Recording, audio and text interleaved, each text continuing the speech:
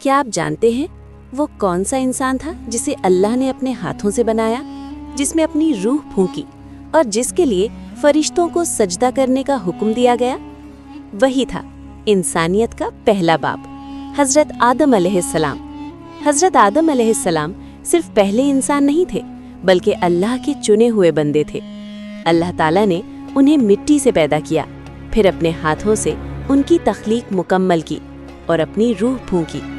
جب اللہ نے فرمایا، جب میں اسے ٹھیک طور پر بنا لوں اور اپنی روح پھونک دوں تو تم سب اس کے لیے سجدے میں گر جانا، اس وقت آسمانوں میں ایک عظیم منظر تھا۔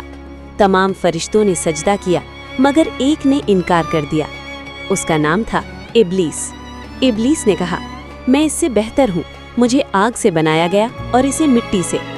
یہی غرور، یہی تکبر اسے اللہ کے قریب سے ہمیشہ کے لیے دور لے گیا۔ حالانکہ حقیقت یہ تھی کہ مٹی آگ سے زیادہ بہتر تھی۔ مٹی میں نرمی ہے، زندگی ہے، برکت ہے، جبکہ آگ صرف جلانا جانتی ہے۔